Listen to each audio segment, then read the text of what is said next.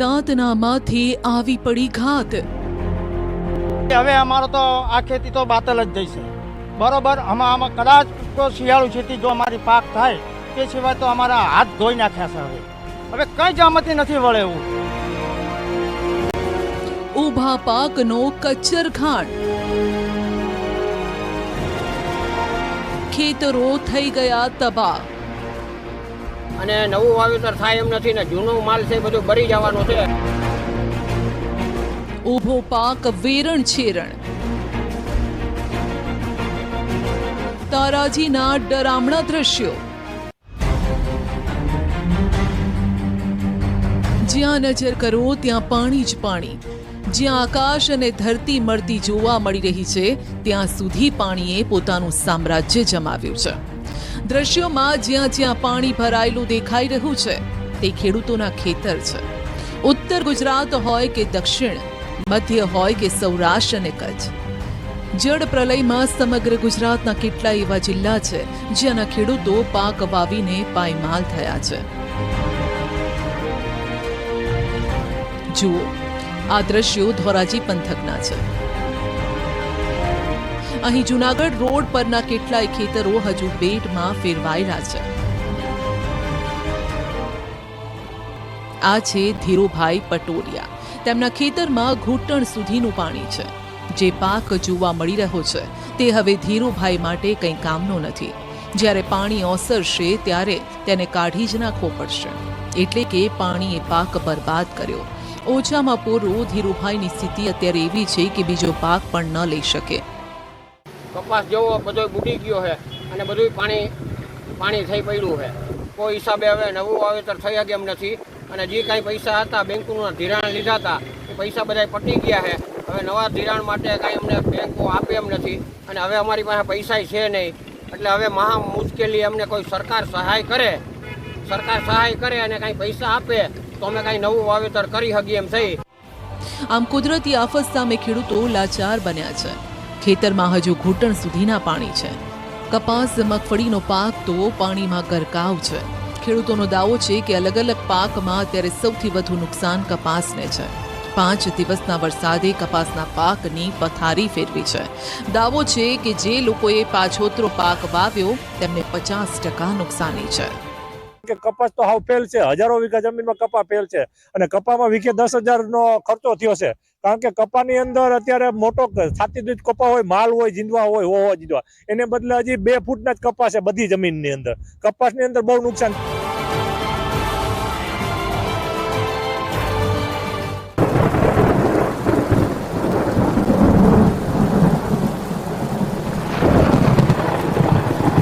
હાલ સમગ્ર ગુજરાતમાં મેઘરાજાએ તાંડવ મચાવ્યું। જો કે આ પ્રકોપથી ગીર સોમનાથ જિલ્લો બાકાત રહ્યો છે, તેમ છતાં પણ ખેડૂતોના માથે હાથ દઈને રોવાનો વારો આવ્યો છે। ગીર સોમનાથમાં કુદરતના કારણે નહીં પરંતુ કૃત્રિમ આફતના કારણે ખેતરો જળબંબાકાર રહે છે। સોમનાથ ભાવનગર નેશનલ હાઈવેનું છેલ્લા કેટલાક વર્ષોથી કામ ચાલુ છે, પરંતુ આ નેશનલ હાઈવે હાલ પૂર્ણ થવાની તૈયારીમાં છે। જોકે તેમ છતાં પણ કેટલીક જગ્યાએ જે નેશનલ હાઈવેની આસપાસના જે ખેડૂતો છે તેઓને પારાવાર મુશ્કેલી છે તે પડી રહી છે। કહેવાય છે કે જો લોકોને રોડ રસ્તાની સુવિધા મળે તો ફાયદો થાય, પરંતુ અહીં તો હાઈવે જ આ ખેડૂતોના માથાનો દુખાવો બન્યો છે। દ્રશ્યો છે ગીર સોમનાથ જિલ્લાના સુત્રાપાડા તાલુકાના ટીમડી ગામના, જ્યાંથી સોમનાથ ભાવનગર હાઈવે પસાર થાય છે। ચોમાસું આવતા જ હાઈવેના કિનારે આવેલા ખેતરોમાં જળબંબાકારની સ્થિતિ થઈ જાય છે। આ જે નેશનલ હાઈવે ઓથોરિટી છે એના અણઆવડતના હિસાબે ખેડૂતોના ખેતરોની અંદર પાણીનો જે નિકાલ હતો એ બંધ થઈ ગયો છે।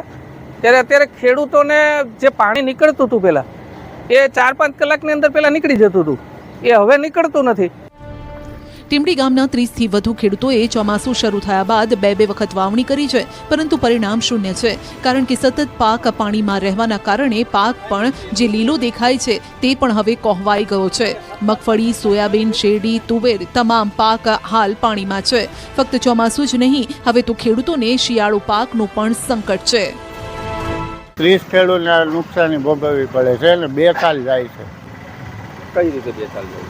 અત્યારે પાણી ભર્યું લે, હવે શિયાળામાં પાછું ભર્યું લે, એટલે જ્યાં લગી ખેતર સુકાય નહીં ત્યાં લગી બીજું વાવેતર થાય નહીં। અત્યારે 2 વાર તો આવ્યું। છેલ્લા કેટલાય વર્ષોથી હાઈવેનું નિર્માણ કાર્ય ચાલુ છે. ખેડૂતોએ નેશનલ હાઈવે ઓથોરિટી અને સ્થાનિક પ્રશાસનને અનેક વખત રજૂઆત કરી, પરંતુ તંત્ર તો ઘોર નિંદ્રામાં છે. હવે આ પાણી ભરાવાની જે સમસ્યા છે ને, એ આ 3 વર્ષથી આ પરિસ્થિતિ છે. કોઈ બધીમાં અરજી કરી, મામલતદાર સાહેબને જાણ કરેલી છે, કલેક્ટર સાહેબને જાણ કરેલી છે, હાઈવે ઓથોરિટીને જાણ કરેલી છે, આજ દી સુધી કોઈ આ સ્થળ ઉપર આવ્યું નથી. ક્યાંક રોડ તો ક્યાંક રેલવે લાઇન ખેતી માટે અપશુકન્યાળ સાબિત થઈ રહી છે. વગર વરસાદે ખેતરો પાણીથી છલોછલ. આ તરફ અરવલ્લીમાં મોડાસા ટીંટોઈ રેલવે લાઇને ખેડૂતોને બરબાદ કરી નાખ્યા. મોડાસાના કોલીખડથી ટીંટોઈની 1000 વીઘા જમીનમાં પાણી ફરી વળ્યા છે. મોડાસા તાલુકાના બામણવાડ કોલીખડ ગામ નજીકના ખેતરો બેટમાં ફેરવાયેલા છે. પરિણામે સોયાબીન, મગફળી, કપાસનો સોથ વળી ગયો. આ તમે જોઈ શકો છો, હજારો વીઘા જમીનમાં પાણી ભરાઈ ગયેલું છે અત્યારે હાલ. અને કોઈ આ પાણીના જે ઓવરબ્રિજ બનાવ્યા છે એના નીચે કોઈ જગ્યાએ પાણીની નિકાલ કરી વ્યવસ્થા નથી કરી. આ લોકોએ એપ્રોચ રોડ કાયદેસરનો આપવો પડશે અને પાણીના નિકાલ અવશ્ય કરો, પણ લોકો દવા પીવાનો વારો આવશે. અન્નદાતા પણ કહી રહ્યો છે કે ખેતરમાં જઈ શકાય તેવું પણ નથી, કારણ કે રેલવે વિભાગે પાડા કર્યા પણ પાણી નિકાલની વ્યવસ્થા ન કરી. આખરે ખેડૂતોએ ભોગવવાનો વારો આવ્યો. સવાલ એ છે કે આની ભરપાઈ કોણ કરશે? કંઈક સરકાર માળખામાં જુઓ એ વિનંતી કરું છું. બહુ જ ખર્ચા થઈ ગયા છે. મગફળીઓનું બિયારણ તમે જુઓ, દવાઓ જુઓ, ખાતરો જુઓ, બહુ જ ખર્ચ થઈ ગયા છે. અને કંઈક સર્વે કરાવો એવી અમે સરકારને વિનંતી કરીએ છીએ. ખેડૂતોએ 10 વીઘામાં વાવેલ મગફળી, સોયાબીન સહિતનો મોંઘા ભાવનો પાક પાણીમાં ડૂબ્યો છે. ખેડૂતોએ એક નહીં 2 વાર વાવેતર કર્યું. 2 વાર વાવણી કર્યા બાદ પણ હવે પાકમાં કંઈ લેવા જેવું વધ્યું નથી. હાલમાં એવી પરિસ્થિતિ છે કે 2 બાજુ રેલવે ટ્રેક આવેલા છે ને વચ્ચે પાણી ભરાયેલું છે. અમે વીઘે 20,000 રૂપિયા ખર્ચો કર્યો છે અને અમારે કપાસ, મગફળી છે, પછી સોયાબીન છે, એટલું બધું નુકસાન થયું છે કે અમારે કરવું શું? ચારે બાજુ અમારી થોડી ઘણી જમીન હતી રેલવેમાં જતી રહી છે, બાકીની થોડી ઘણી બચી હતી એમાં પણ પાણી ભરાઈ ગયું છે. તો અમારે ખેડૂતોને અત્યારે એવી હાલત ખરાબ છે. અંતે હવે આ ખેડૂતો સરકાર પાસે મીટ માંડીને બેઠા છે કે સરકાર તેમને કંઈક સહાય ચૂકવે.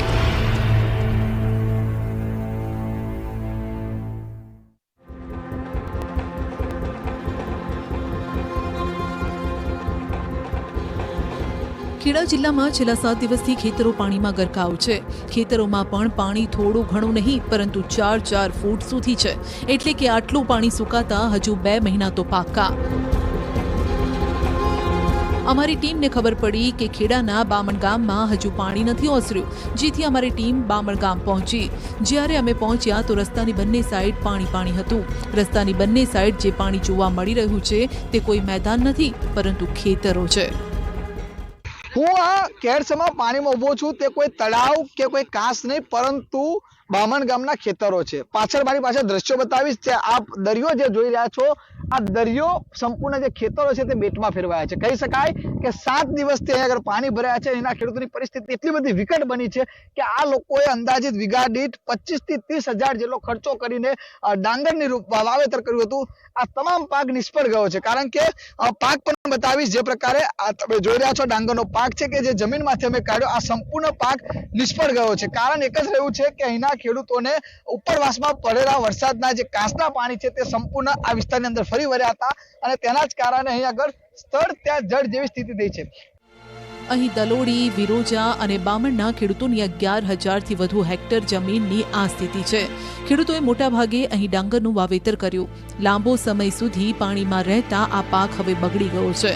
પાક વાવીને ખેડૂતોએ ખાતર પણ નાખી દીધું, એટલે કે વાવણીથી લઈને ખાતર સુધીનો ખર્ચ માથે પડ્યો. એટલે નુકસાન તો ઘણું છે ખેડૂતોને. કેટલું નુકસાન હશે અંદાજે? કેટલા રૂપિયાનું કહી શકાય? આશરે 15-20 હજાર રૂપિયા તો ખરું જ તે વીઘે.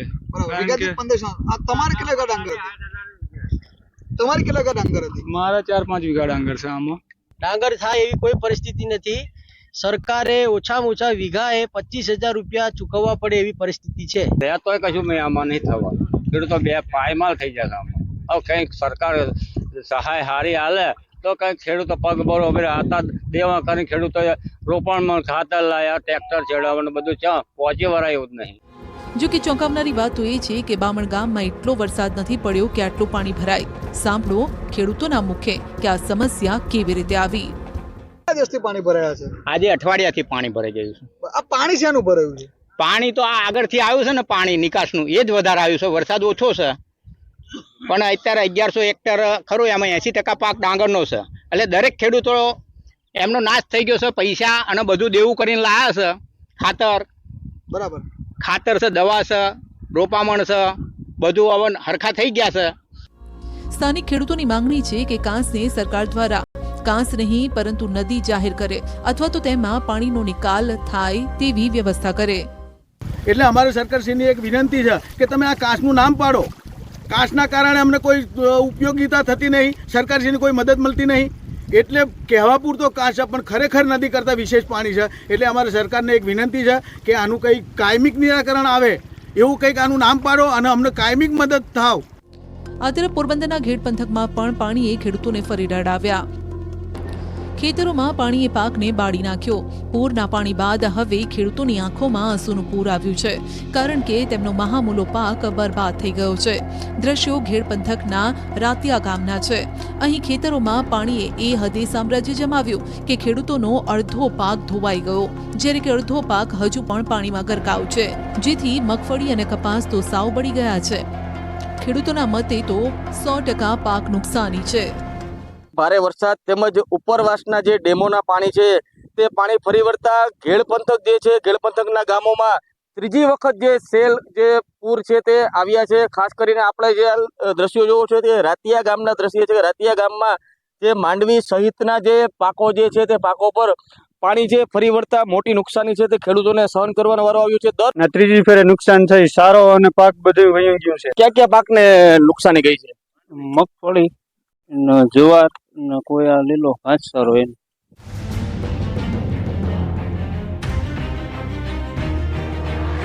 ભારે વરસાદે અમદાવાદના સાણંદ તાલુકામાં પણ તારાજી સર્જી. સાણંદ તાલુકામાં અંદાજે 1500 વીઘા જમીનમાં પાક પર પાણી ફરી વળ્યું. ખેડૂતોએ દિવસ રાત એક કરીને ડાંગરનો પાક વાવ્યો, તેનો સારી રીતે ઉછેર કર્યો. ડાંગર હજુ મોટી થઈ હતી અને ત્યાં જ આકાશમાંથી અણધારી આફત વરસી.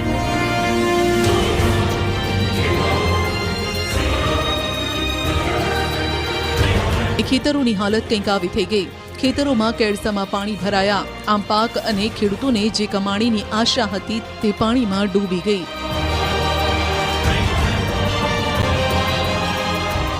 આપ જે દ્રશ્ય જોઈ રહ્યા છો તે 1500 વીઘાનું આખા ખેતરો જે છે કે જ્યાં ડાંગરનું વાવેતર ખેડૂતો દ્વારા કરવામાં આવ્યું હતું, પરંતુ પાણી ભરાઈ ચૂક્યું છે. એટલે કે ચોમાસું વાવેતર જે ડાંગરનું થયું હતું તે સદંતર ફેલ જાય તે પ્રકારની સ્થિતિ નિર્માણ થયું છે. ગળાડૂબ પાણી હોય તે પ્રકારના ખેતરો જે છે તે જોવા મળી રહ્યા છે. અત્યારે હાલ ગામના અંદાજિત સેંકડો ખેડૂતો જે છે તે અત્યારે હાલ તમે જોઈ રહ્યા છો કે તમામ ખેડૂતો અહીંયા પોતાનો પાક લઈને હાજરીમાં ઊભા છે કે હવે આ પાકનું શું થશે. આ પાક તો સદંતર નિષ્ફળ ગયો હોય તે પ્રકારે લાગી રહ્યું છે. આ પ્રકારની સ્થિતિ નિર્માણ જે છે તે ખેડૂતોનું થયું છે. ખેડૂતોનો દાવો છે કે ખેતરમાં પાણી ફરી વળતા ખેડૂતોનો હજારો રૂપિયા ખર્ચ એળે ગયો છે. જો સરકાર સહાય નહીં આપે તો આર્થિક ફટકામાંથી ઊભું થવું ખેડૂતો માટે અઘરું છે.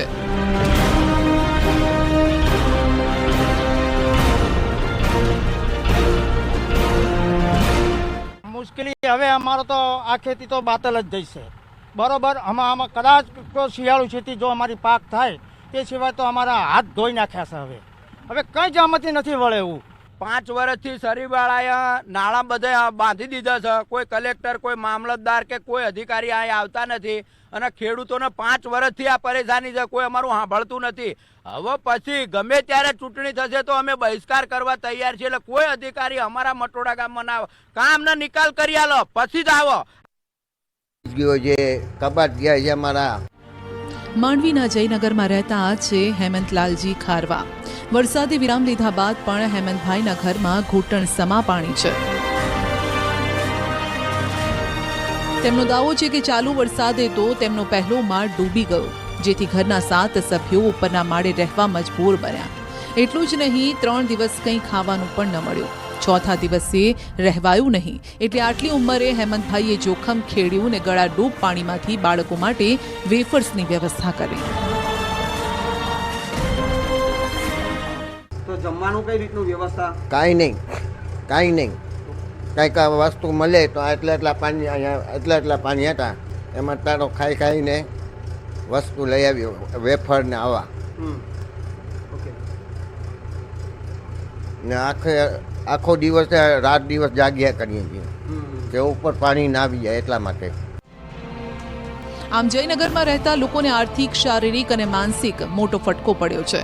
હવે આમને જુઓ, પાણીના નિકાલની વ્યવસ્થા કરતા આ છે પરેશ ભટ્ટી.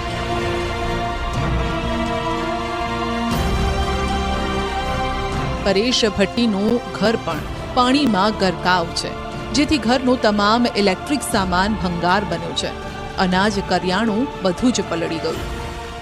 પરેશભાઈ ભટ્ટીનું આ ઘર છે અને એમના ઘરમાં આખું ઘરમાં જે છે તે પાણી ઘૂસી ગયા હતા.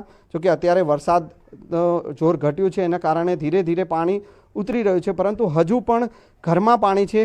દ્રશ્ય આ જોઈ શકો છો કે તેમની જે રાજ રસીલું અને જે ફ્રીજ જે છે તે ફ્રીજ પણ આખું પલળી ગયું હતું, તેમાં પણ પાણી ઘૂસી ગયા હતા. અને એવી જ રીતે તમામ ચીજ વસ્તુઓ તેમની ઘરની ઘર વખરી હોય, અનાજ હોય, તમામ પલળી ગયું છે. પરેશભાઈ આપણી સાથે છે. પરેશભાઈ, કેવી સ્થિતિ 3 દિવસથી તમે તમારો પરિવાર વેઠી રહ્યા? ટોટલી આખા જયનગર છે, બાબાવાડીના વિસ્તારો છે, મેઘમંગલનગરના વિસ્તારો છે, તેમાં ટોટલી કમર જેટલું પાણી ભરાઈ ગયું. થોડીક વાર વરસાદ બંધ થયો હતો, પણ છતાંય પાછો કાલના જે મેન આગાહી હતી કાલના દિવસે એનામાં પાછું આટલું પાણી ભરાઈ ગયું, જેના કારણે 3 દિવસથી ઘણી બધી તકલીફો વેઠવી પડી. ઘણી ઇલેક્ટ્રિક સામાનો છે, ઘર છે, જેમાં કમર જેટલા ઉપરથી પાણી વહી ગયા છે. ગરીબ હોય કે અમીર, પૂરે બધાને પરેશાન કર્યા. વડોદરામાં કરોડો રૂપિયાના બંગલાઓમાં પણ પાણી ઘૂસી ગયા. ઊંચાણવાળો વિસ્તાર હોવા છતાં ઘરમાં ગળાડૂબ પાણી છે.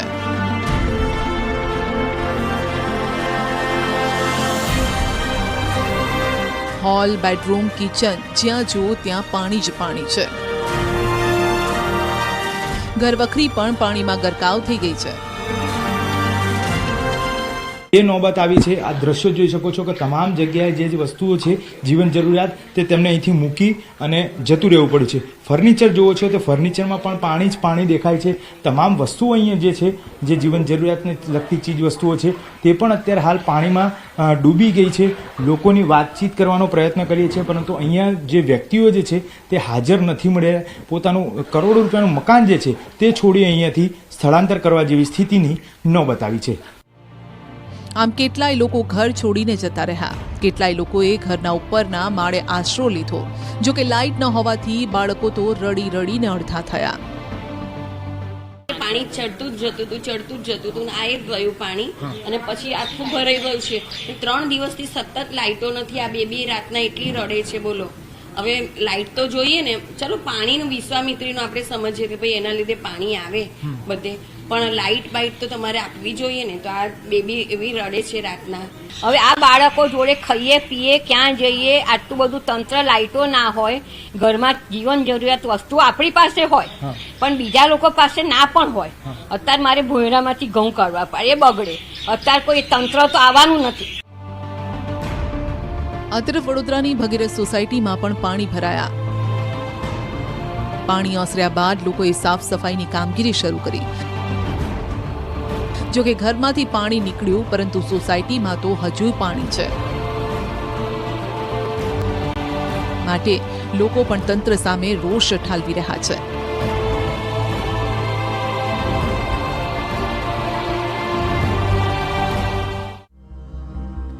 સૌરાષ્ટ્રમાં મેઘરાજાએ રૌદ્ર રૂપ ધારણ કર્યું. પાણીનો પ્રવાહ એટલી હદે હતો કે મસમોટા વાહનો પણ રમકડાની જેમ તણાવવા લાગ્યા. જો કે હવે પાણી ઓસરી રહ્યા છે, ત્યારે નુકસાનીના નિશાન પણ દેખાવા લાગ્યા છે. વાહનોમાં નુકસાનની જે માહિતી સામે આવી છે તે સાંભળીને આપની આંખો પહોળી થઈ જશે. અમારી ટીમે જામનગરના એક એવા વ્યક્તિની મુલાકાત લીધી જેણે પૂરને એકદમ નજીકથી જોયું. હનીફ ખીરા. આ વ્યક્તિ વોહરાના હજીરા વિસ્તારમાં વાહન રિપેરિંગના વ્યવસાય સાથે સંકળાયેલા છે. જામનગરની રંગમતી નાગમતી નદીના પૂરે જે તબાહી મચાવી છે તેના આ સાક્ષી છે. પૂર દરમિયાન વાહનો તણાવવાના અને પાણીમાં ગરકાવ થવાના દ્રશ્યો આપણે જોયા, પરંતુ પોતાના જ ગેરેજમાં તબાહીની કહાણી કહેતા હનીફભાઈ ગળગળા થઈ ગયા. મેં એવું છે, એન્જિનો અમુક અહીંયા લાગેલા હતા એ નીકળી ગયા છે, અમુક ગાડી આમાં આગળ છેટે ચાલી ગઈ છે તણે, અમુક ગાડીમાં અંદર કાંકરા એવડા આવી ગયા છે કે એનું કાંઈ કહેવાય પણ એવું છે જ નહીં. કાંઈ તમે જોઈ જ શકો છો, નજારો આંખે જોયું એવું બધું કાંઈ છે નહીં, બધું નીકળી ગયા એન્જિન ને. હવે આ બધું સરખું કરતા કેટલા દિવસ થશે? આ બધું સરખું કરતા હજી 5-7 દિવસ જેવું થઈ જશે. હજી સરખું કરતા. તમારી બાજુમાં પણ એક ગેરેજ હતું, એ તો આખું પડી ગયું, શું કહેશો? એ ભાઈનું ઘણું માલ આવેલું ગયું. બાજુમાં નજીરભાઈ કરીને ગેરેજ વાળા હતા, એનું ગેરેજ જ ચાલ્યું ગયું છે, એનું કાંઈ સામાન ને બધું આવેલું ગયું છે. પાણીનો પાવર અને પાણીનો પ્રકોપ એટલી હદે હતો કે કાર સહિતના વાહનો પણ આ પ્રવાહ સહન ન કરી શક્યા. હનીફભાઈના ગેરેજમાં જે વાહનો હતા તે વેરણ છેરણ થઈ ગયા. આ વિસ્તારમાં 2 ગેરેજ હતા, પરંતુ તેમાંથી એક ગેરેજ તો પાણીના પ્રવાહમાં તણાઈ ગયું. હનીફભાઈનું ગેરેજ તો બચી ગયું, પરંતુ પૂર બાદ આ ગેરેજમાં રહેલા વાહનો હતા નહોતા થઈ ગયા. વાહનોની સ્થિતિ વડોદરામાં પણ જરાય વખાણવા લાયક નથી. વડોદરાના અનેક વિસ્તારો હજુ પણ પાણીમાં ગરકાવ છે. પૂરના કારણે અંદાજે 8,000થી વધુ 4 વ્હીલર, 15,000થી વધુ 2 વ્હીલર પાણીમાં ગરકાવ છે. હવે ધીમે ધીમે પાણી ઓસરી રહ્યા છે, ત્યારે બંધ થયેલા વાહનો સર્વિસ સ્ટેશનમાં મૂકવા માટે લાઈનો લાગી છે. જો કે વડોદરાવાસીઓ માટે વિકટ સ્થિતિ એ છે કે આ વાહનો રિપેર થતા લાંબો સમય લાગશે, કેમ કે સર્વિસ સ્ટેશનમાં વાહનોનો ખડકલો છે. ટોઈંગવાળા પણ ઉઘાડી લૂંટ ચલાવતા હોવાનો આક્ષેપ થઈ રહ્યો છે. क्लेम वाले ऐसा बोलते हैं कि कर रहे हैं लेकिन ऐसा कुछ हो नहीं रहा है. फिर मुझे स्पॉट पे आना पड़ा, यहाँ पे आना पड़ा. वो लोग ऐसा बोल रहे हैं वेंडर को सेंड कर